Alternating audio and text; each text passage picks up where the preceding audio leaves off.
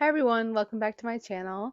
I hope you had an amazing new year and happy 2026. I wanted to come on today and kind of do a new year reading review. So I wanted to lay out some of my plans and goals for 2026.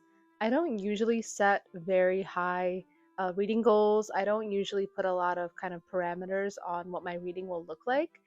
But for the past 2 years or so, I've been doing a lot of kind of author based reading. So I've been pretty much narrowed in on or hyper focused on a list of authors that I really like.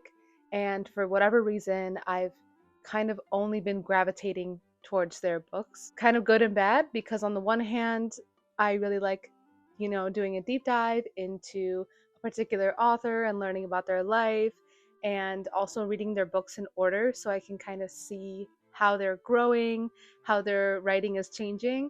On the other hand, it doesn't really make for very diverse and varied reading, and sometimes I kind of put myself into a corner and I end up only reading like mid-century white British women, which is fine, but also not not very representative of all the literature that's out there. And sometimes it can be a little bit draining and taxing, and the works don't always age that well necessarily. But anyway, that's kind of a tangent. But basically, because of this author focused reading I that I've been doing for the past 2 years, really, I kind of wanted to organize my thoughts and take a wider look at the kind of authors I've been reading and which authors I want to continue reading into 2026 and which ones I'm like, all right, I've kind of read enough. I can move on to new pastures. Again, I am going to make a more concerted effort to go back to reading more diverse perspectives, more translated literature, more post colonial literature, because I think I need that. And I've been kind of deprived of that for the past 2 years or so. But yeah, so for this video, I wanted to kind of sort out again my thoughts on this by kind of laying out some of my reading goals. And I'm going to walk through some of the authors on the bookshelf behind me. Okay, so I brought the camera to my bookshelf, and here on this shelf, I have a very messy assortment. Whatever, we're gonna go through it of different authors that I have multiple of their works, and I want to keep reading through their works. So I'll explain. But for some of the authors, I have most of their works here, here, here. For other authors, I need to either buy or download their other books. But yeah, these are the kind of ones I'm mainly going to be focusing on this year. I read most of these authors over the past 2 years anyway. They're not new to me, but I've decided for 2026 I like their work enough that I want to continue and I want to keep exploring their work. By the way, on the top shelf here, I have all my NYRBs. So some of the authors that I am kind of collecting, their books are also on this shelf if they're NYRB, because I wanted to keep them all together, for the sake of colors and whatnot. We have all the Magda Szabo books on the left there, and I read pretty much all of her books except for Isa's Ballad, which is the red one.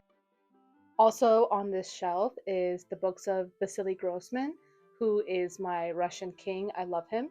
So these two green giant books are Life and Fate and Stalingrad. So I did read those already, so I've kind of tackled the big ones. And I also have the other NYRBs that they've published from him. So NYRB has published like I think 4 or 5 of his other books, which is crazy. So I wanted to take advantage of that. So one of the red ones is called Everything Flows. So I'm going to read that. Then I have The Road, which is like the black one over there, one of the black books over there. And yes, so I'm going to read those two. And then he also has 2 other books that NYRB have published, and I hope to buy those and read those. Okay, so I'm gonna awkwardly be here on the camera in, in the corner of the frame. But here I have my amazing Nabokov. So ever since I read my first Nabokov, which was this one, Pinin, I was like, oh my god, this man is amazing. I've never read writing like this. He's so clever. Wait, this is not good. Okay, I'm gonna stand like this. I was like, this man is amazing. I love his work. He's so clever. I have to read everything he's written. Obviously, at the time I only knew about Lolita, and I still have not read Lolita. Not that I'm against reading it, but realistically, I don't think I'm gonna enjoy it. So that one I'm kind of saving for, the really, really distant future. Okay, so I'm not gonna be in the camera because then it won't focus on the books. All right. So I read Glory and Despair in 2025, and again, The Eye I read, and because that's super short, and Penin, and I think I read something else that's not. Oh, I read Laughter in the Dark, which is not here because it got water damage. Also, I would like to point out that I specifically only have been buying, pretty much with the exception of Pale Fire, the Penguin Modern Classics version of Nabokov's books because, which again, these are not available in the US, so I have to like order them online. Covers are really nice and cohesive, I think. So I think that I prefer these. I apologize, it's not focusing. Anyway, so yeah, they're nice when you put them together. There we go. Here I'm going to slightly pivot. So here, oh, actually here I have my Sebalds, which these come in like a set. These are my Muriel Sparks, which are also from New Directions, except for some of these. And I'll probably make a whole video on reading Muriel Spark, and I love Muriel Spark, so I won't I won't blab on too much about that. But I've read most of these, and I'm going in chronological order. Next, I have Loitering with Intent, which I actually put at the top. Then I have my Clarice Lispectors, which I also will probably do another video on, so I won't go on for too long. I think I have all of her published books here. Most of them are from, yeah, no, all of them are from New Directions, with the exception of my one Penguin Modern Classic, which is Agua Viva. These I'm going in order and I'm kind of savoring them, so I'm actually pretty behind on these. I need to read Apple in the Dark next, quickly. And then here we have all of her stories and then the Chronicas as well. So these are all from New Direction. I love them and they're amazing. Okay, I'm going to kind of properly zoom in for this. Again, I really apologize for my amateurness. These are my Natalia Ginzburgs, and I've read most of these. These are most of her books, with the exception of, I believe it's called The City in the House, and then one called The Manzoni Family. So I need to purchase those and or find them because they're not here. But I've read pretty much all of these, which is very sad. I love Natalia Ginzburg so much. Then I have E.M Forster here. Let me pull them out. Which is a pretty new author for me this year. I read him for the first time not this year, last year, 2025. I read Howard's End, which I loved. It's amazing, and Maurice, and which, okay, I think British people say Morris, but I'm sorry, I think it's Maurice. Okay, I'm gonna say Maurice, but anyway, and these three I have yet to read, so I'm very excited for these. And then I still haven't bought A Passage to India, which I will at some point. Sorry, I have the Pride and Prejudice or Jane Austen's kind of tucked away here. I've read all of these here. I have my Marguerite Duras, who I think is kind of like an esoteric queen. Sometimes her writing is pretty difficult to read, but I enjoy it. So here I've read almost all of these except for The Lover, which is funny because it's her most famous book, so I need to get to that. And then I also have a collection that I bought of 4 of her books here. I got this amazing used edition, and I've read one of these, Moderato Cantabile. Wow, I said that in a really American accent. But then I have my Annie Ernaux, which are here, and I read a lot more of her other books, but because they're so short, I just didn't buy them. And actually, what I like to do is just go to Barnes and Noble or some bookstore with a cafe, and they usually have like a bunch of her books, and a lot of them are like super short, like this one, Simple Passion.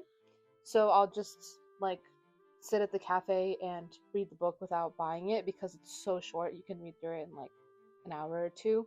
So I've done that with a lot of her short ones. I read A Girl's Story this year as well, and The Years actually, and I loved it.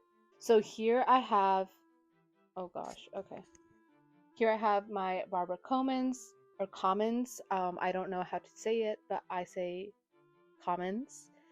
And I read her books again, 2 here. Our Spoons Came from Woolworths and The Juniper Tree in 2025. I really love them, especially Juniper Tree. and I need to read this one, which I've been kind of saving, and then I need to purchase her other books. I also would like to have like the full set of her other books. There's one called like um, Sisters by a River. There's one called The Skin Chairs. There's one called The House of Dolls, I believe.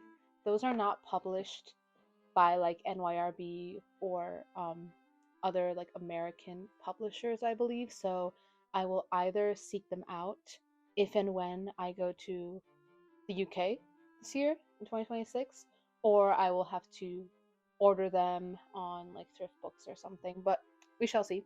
Then I have Barbara Pym, who I also like properly got into in 2025. She is also another problematic queen, another white lady named Barbara who was writing in the mid 1900s in London. But you know, they're actually Comyns and Barbara Pym are actually pretty different. Maybe I'll like make a post about that at some point or write about it too. But Barbara Pym, I have 5 of her books here. This one just got released from NYRB, which is very exciting. So I'm really excited to read this. It's going to be one of my first reads of 2026. I have my Sylvia Townsend Warners. She has way more books. I just haven't bought them yet.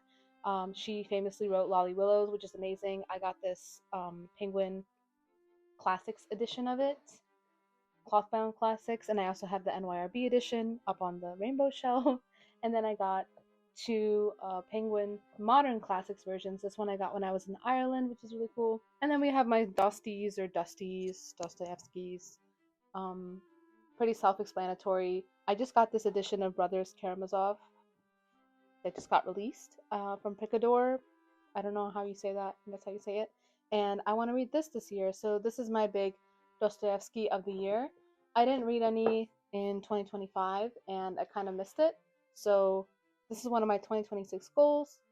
Then I highly doubt I'm going to do this, but I have 3 books from Olga Tokarczuk here. I read The Impusium. I hope I'm saying that correctly. In 2025, I loved it. I also really liked Drive Your Plow, which a lot of people have read, was really famous. But I had bought, or my friend got me the books of Jacob actually, and I never got around to it. So hopefully I will read this in 2026. Then I have my Virginia Woolfs. I have not read very much Virginia Woolf. I've read The Lighthouse, which is actually not here, annoyingly. And then I have A Room of One's Own. And I would like to read Mrs. Dalloway this year. Okay, so I've been yapping for a long time, so I would like to wrap it up. But I wanted to mention that I also really enjoy the author Caroline Blackwood. I have 2 of her books here. One is from McNally Jackson, which I also really love as a publisher. And here I have one from NYRB, Great Granny Webster. They've also published Corrigan by her, so I would like to read that. Okay, and I've also brought over my McNally Jacksons. Again, these are not fitting on the shelf right now, so I'm going to hold them like this. But if I had to say, like, one of my best discoveries of 2025, but also 2024, was definitely McNally Jackson editions. So they've kind of surpassed NYRB for me, at least right now, like for the time being, as my favorite publisher, if I had to pick one, because everything that they pick is very original, and it's usually an author or an author or a story that I've never heard of before. Okay, before I wrap up this very rambly video, I want to hit on some of the authors that I also am reading all of their works of, or I'm trying to, but I've been kind of slacking on them, so I will need to evaluate how much I could realistically get to their books in 2026. One author that I definitely am going to read at least 1 or 2 books from this year will be Toni Morrison, because I love Toni Morrison. Here I have 3 of her books, Sula, Song of Solomon, and Jazz, which I've read and I really love all 3 of them. I love Cristina Rivera Garza, who's a Mexican-American author. She wrote The Iliac Crest, which is kind of a insane book, and as well as The Taiga Syndrome, which I read in 2024, I believe, both of these. And she has some she has at least 1 story collection that I need to get to, and then she also came out with like this contemporary play on a detective novel, but like not really. She writes a lot about like well, she writes with a very clear, feminist perspective, but she writes a lot about like femicide as well. So it's kind of, you have to be like in the right mindset, I think, to read her books, because you have to get ready for, kind of violent themes, but also trying to unpack all of the experimental and really interesting stuff that she's doing. I think she's a really amazing writer that, she's pretty well known, I would say. I always see her books in bookstores and stuff, but I don't think she's talked about enough. So I want to acquire more of her books and read at least one or two of them this year. Then I have, oh God, I don't know if I'll get to this, but I have two from Alasdair Gray, who I love, and I follow the Alasdair Gray archive on Instagram, and they're so cool. And if I ever get to go to Scotland, which I really want to, I would love to go to the Alasdair Gray archive. This is Lanark. I've been wanting to read this for years. It's just a big book. Maybe I will do it this year, though. Oh God, I really want to read Lanark.